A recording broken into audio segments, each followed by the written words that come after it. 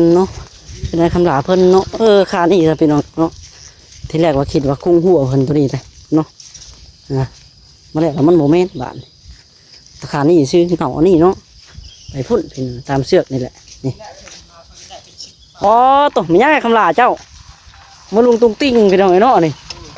โอ้ยเนาะอันนี้ยังว่าแมนชีวิตลูกติดนะคำหลาพี่น้องเลยจักอะไรจักแบกไม้จักอะไรอุ้มลูกมาลูกก็บาดยัดบาดย่ามันฉ่อไปสิแหละ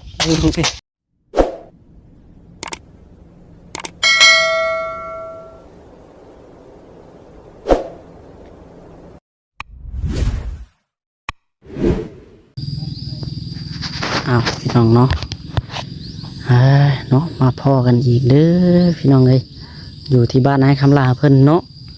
หันไปทางพุ่นกะทีมงานในอ้ายกะยังทันได้มากันจักคนเลยพี่น้องเนาะมื้อนี้น้องลาพากันมาก่อนพี่น้องเลยกะว่าสิชวนกันมาย่อเสาเนาะมื้อนี้เนาะเนื่องจากเมื่อวานนี้บ่ได้มาพี่น้องเลยเอาก่อนอื่นกันเนาะขาบทักทายสบายดีเด้อเนาะสบายดีและสวัสดีพ่อแม่พี่น้องที่หักแพงเบิดสุขูสู่คนพี่น้องเลยพบพอกับทาน้องลาอีกคือเก่าคือเดิมเด้อเนาะเพิ่มเติมก็คืออยู่ที่เฮือนไอ้กำลาเพิ่นพี่น้องเนาะมื้อนี้บรรยากาศรอบใจทรายพี่น้องเลยเนาะเดี๋ยวถ้าทางไอ้เพิ่นมาเลยเอาพี่น้องขอโทษหลายๆเนาะเดี๋ยวถ้าทางไอ้เพิ่นมาแต่ห้านได้สิชวนเพิ่นไปตัดไม้พี่น้องเนาะคือเห็นเพิ่นมาโยมเมื่อกี้นี่เพราะว่าเห็นทางไอ้เพิ่นย่างออกไปล้านพี่น้องเลยเพิ่นมาแล้วบ่เนาะเห็นแวบๆคือว่าคือไอ้กำลามากินเนาะเห็นขี่รถมาอยู่พี่น้องเลยแม่นบ่เพราะว่าทางพ่อเนาะเพิ่นว่าสิตัดไม้ค้ำเอาพี่น้องเนาะมื้อนี้ย่านมันดินมันยุบเลยเนาะเพราะว่าดินมันอ่อนนะพี่น้องโอ้แม็กถ้วยไอ้ยางใส่คำลาบันคำลาผลมาแล้วป้อเนาะโอ้ยน้องไอ้คำลาชวนไปตัดไม้หน่อยมีผ้าบ่โอ้ยน้องนี่อยู่เถียงหลังพุ่นเนาะทางพ่อว่าตัดไม้กลมพี่น้องจักสิเป็นเอาจักลักทางน้องๆคนนี้คุยกับทางพ่ออยู่โอ้ผลฝังแล้วขั้วอะไรเนาะนี่เสาไม้แดงคักแน่เนาะแล้วขั้วอะไร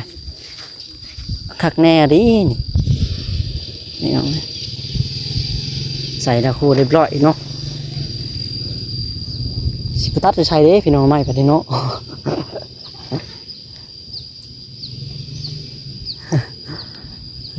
เนมหาบอลไปตัดไม้ก่อน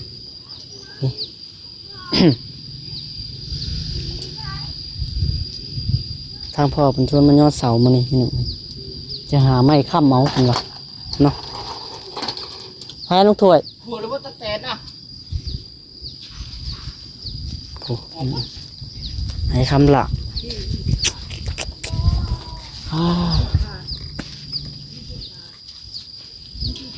สบายดีคำละสบายดีวายสิส่วนไปตัดไม้สิตัดแถวใดตัดไม้กลมเอาไม้มิกเนาะ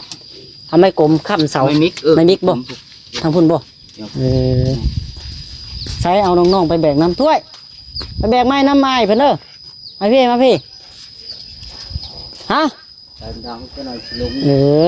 มาได้จะเราบุจักทางไปได้ไปทางไหนฮะพุ่นบ่ไปจ้ะไปมาได้คนกินส้มไม่มานน้องกินส้มแต่เช้าก็ได้ผู้สาวมานบ่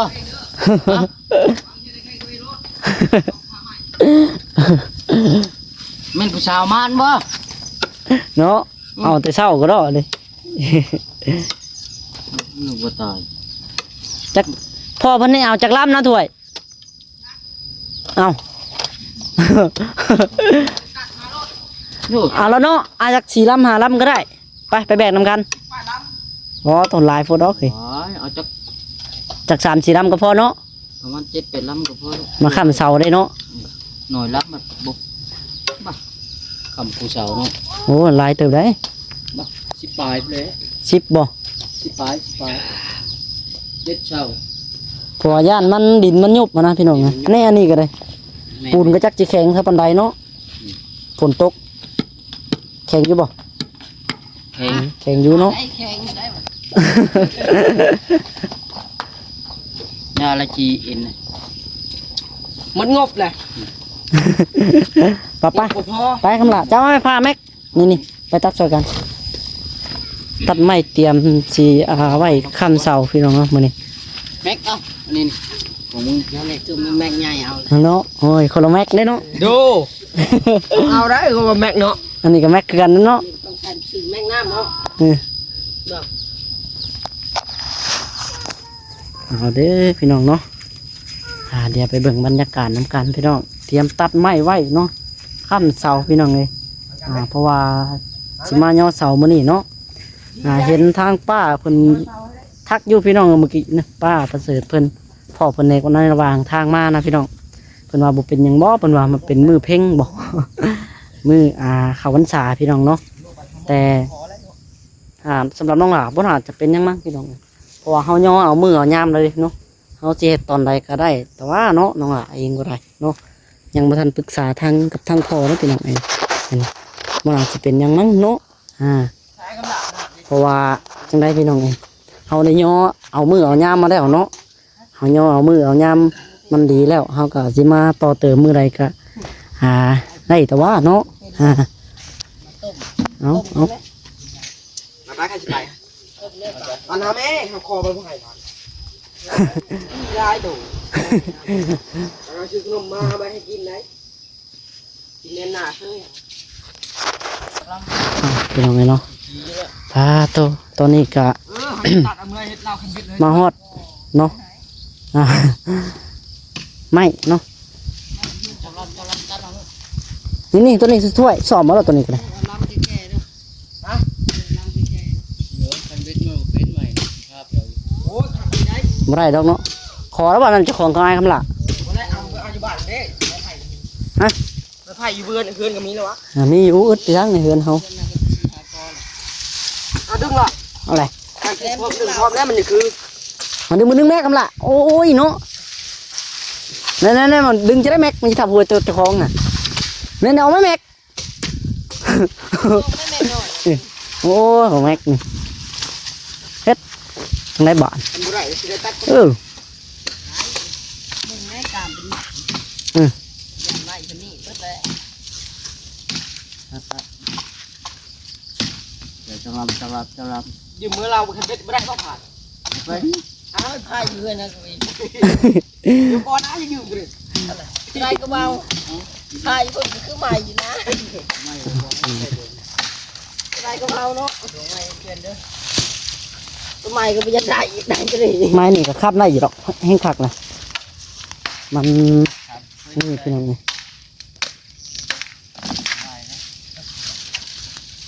พอดีกัน ตัดรถดูคือตัวหัวพอแล้วพอตาไปได้กินได้ถึง บอเราจับลีกอยู่เด้ไอ้คำลาเราก็ได้เนาะ กินกล้ามแล้วแน่เลย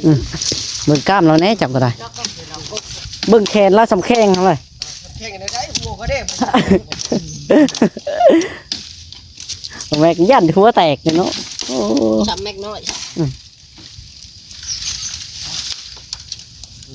ตัดอย่างเดียว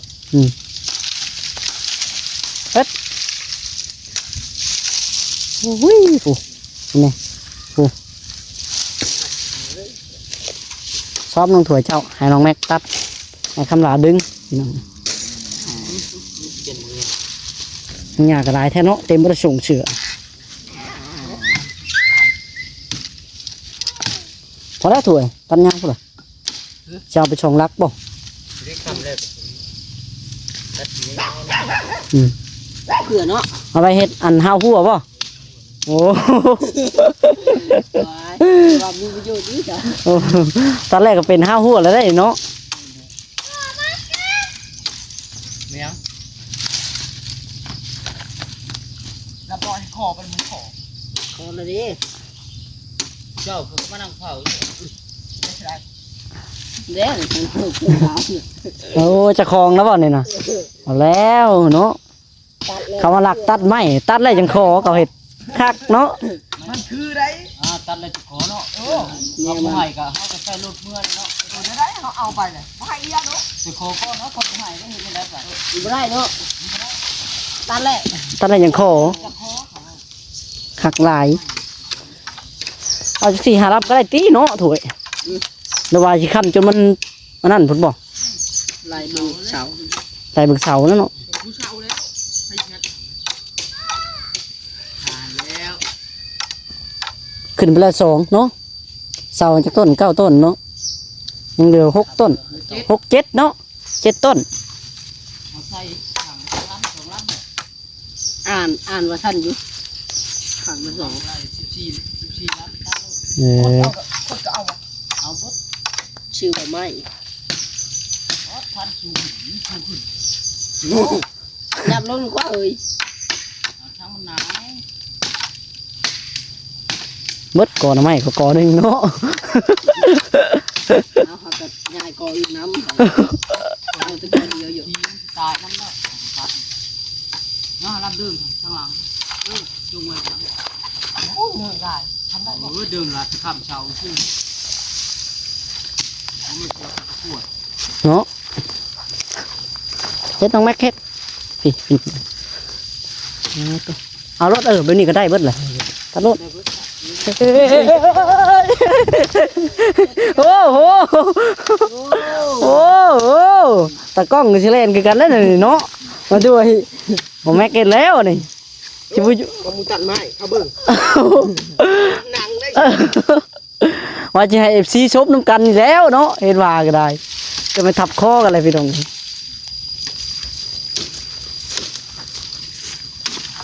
เอาเว้ยไม่บ่แม็กหักคอ อืม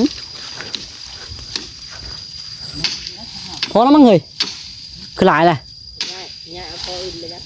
อะไร ฮะพอแล้วพอแล้ว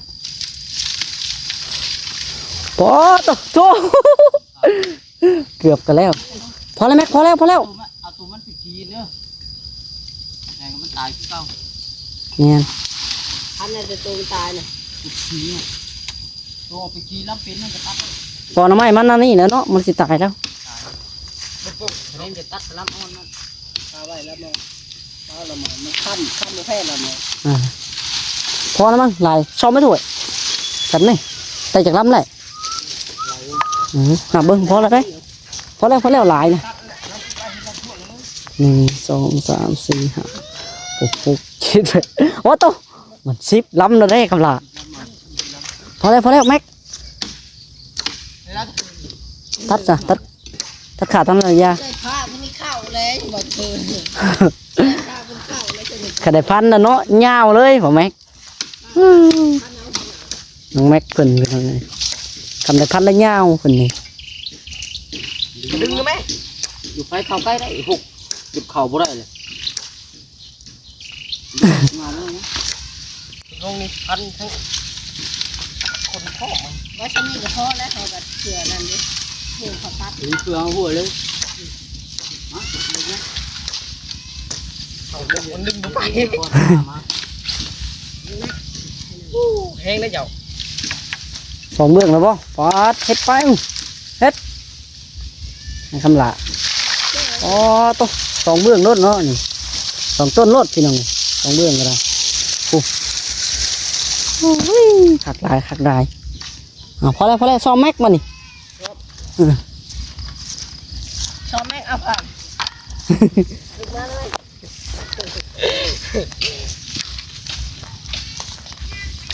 ตัดสีเงาลูก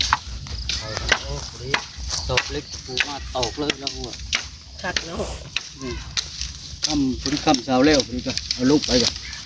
ต้องหาหัวเลยเนาะคำเจ้าเขาหอกได้ตัดอยู่แล้วนี่ยาวปวดกับอะไร ตัดแล้วเก็บต้นใช่เนาะ ต่อ จะว่าเขาจะได้ตอกเป็นแบบ เป็นน้ำค่ำมาจากเป็นงามค่ำมาจากเป็นจังไร เนาะ งามทำนะ หาตัด ยาวเลยบ่ตัดก็ได้ เฮาตัด ทำสูงๆก็ได้ ขั้นสูงเลยบ่ตัดเฮ็ดเดียวแบบสไตล์แบบคาดนะคาดเกาะนะเฮ็ดไปนั่นแหละแบบควายไปนี่นะควายไปนี่นะแล้วก็ข้ามเมาส์บัด ตัดแนวนั้นแหละ ตัดแล้วสวยตัดแล้วคือเฮาตัดเล่มนั้นเล่มนี้นะ มันยาวคือว่าแล้วหน่อยครับล่ะเป็นห้าหัวขันตัดแล้วเพิ่นมาไล่เงินทีหลังก็มานี่เอาให้เพิ่นเนาะ เอา1,000นั่นจากพันกิบจาก1,000 บาทแล้วทำละพัน 1,000 บาทยาได้แล้ว ขึ้นไล่สอบ ไปติดคืนเนาะ บ่ติดแล้วทิมนี้เลย นี่ตัดของเราเลย ยาแล้ว ตะกี้เจ้าบ่ท่วงเนาะ จะมานั่งอยู่นี่ เจ้าคืออยู่นี่นะพี่บ่เคยเขาอยู่แล้วเขาเป็นเจ้าของไม้ แนวแล้ว เจ้าชีไปโชว์ได้เนาะโอเคครับเนี่ย เอาขึ้นไปเลยเขาเพียน ไปดอกก่อนทำไมมันสิตายแล้วเขาบ่ห่วงดอก ได้ในเบิ่งนี่ ว่าให้กำลังใจเจ้าของได้จ้ะเขาถิ่มแล้วบ่อย่าดอกอากำลาเราชวนมาเอาบ่เกี่ยวดอกเขาได้กัน น้องแม็กบ่ย่านเนาะ วาย ของแท้เลย แบบนี้งาม แม็กน้ำ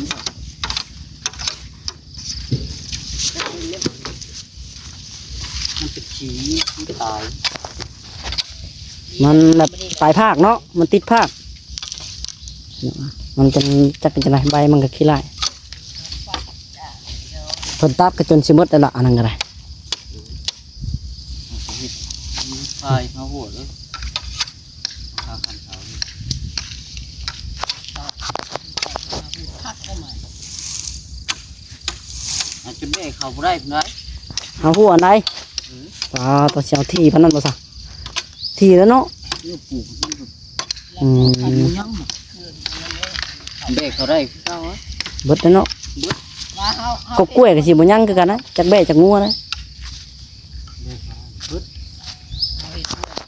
เดี๋ยวมาเบิ่งมือตัดไม้เอาก่อนก้มดูหัวนะอ๋อคักร้ายเนาะเจ้าเนาะ เต็มเบิดพี่น้องเลยเอาเดี๋ยวรอเบิ่งบรรยากาศเนาะพี่น้องตอนแบกเมื่อทาง สุดยอดกัน ง่ายๆกับอันนี้กำลังสอมไม้อยู่เนาะ ไปสิฟันเพิ่นนี่นะเห็ดคันเบ็ดว่ะ ฮะ พอได้เพิ่นเห็ดคันเบ็ดว่ะ เอาไม้คันเบ็ดบ่เออ ตัวนี้ยังว่า อย่านะอยู่ได้ตัวนี้ ตัวนี้มันคักบ่ ดู ผ้ามันเข่าเนาะ เอ้ย เอาซะเนาะกำลังตัดอยู่พี่น้องเลย ไม่อย่านะไม่บ่เข้าก ำลังตัดกำลังซ่อมอยู่อันนี้ก็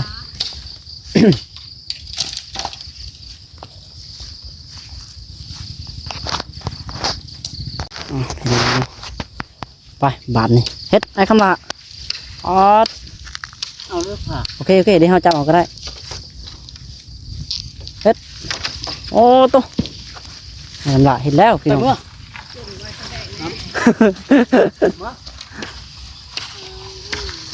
่าโอ้น้องถุยทองถุยทองก็ยังบริแบกบ่ไอ้คำหลักเราเห็ดนะ เอาไปเบิด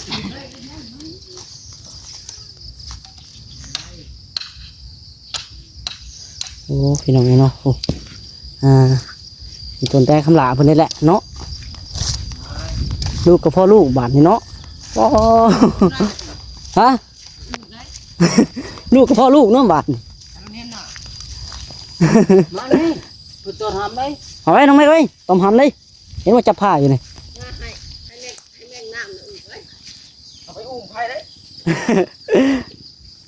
เอาเอง ยาไปกินมันนะแม็ก เอาล้างน้ำเป็นบ่าว เดี๋ยวจะนี่นะ เอาเหี้ย ของเราเฮีย เดี๋ยวลายตัวกระติกไปน้ำ ไปไป มาแม่ ไปบุจับได้มั้ย มาเอาอุ้มว่าขึ้นนี่ โอ้ยเนาะได้ยิ้มมาได้ขึ้นมันยิ้ม ให้ขึ้นมาให้พอยิ้ม ไปใช่พี่น้องเลยกลับก่อนบัดนี้เนาะเดี๋ยว ให้ไอ้คำลาเพิ่นเคลียร์กับลูกเพิ่นก่อน สู้เพิ่นก็ได้เนาะโอ้ยพี่น้องนี่ชีวิตลูกติดเนาะมันบ่ได้ง่ายเลย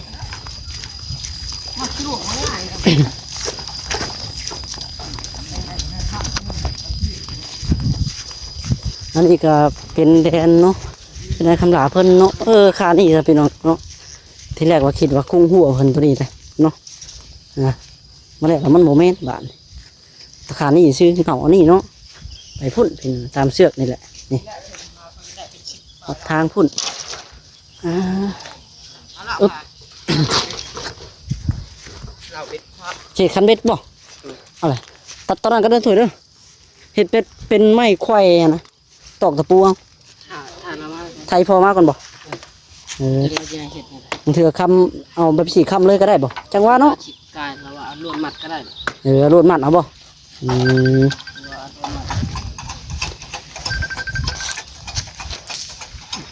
อ๋อตัวมีย่างไงคำลาเจ้ามาลุงตุ้งติ้งไปหน่อยเนาะนี่โอ้ยเนาะอันนี้ยังว่าแมนชีวิตลูกติดนะคำลาพี่น้องเลยจักอะไรจักแบกไม้จักอะไรอุ้มลูกหวานลูกก็บาดยัดบาดย่ามันเฉาะไปสิแหละคร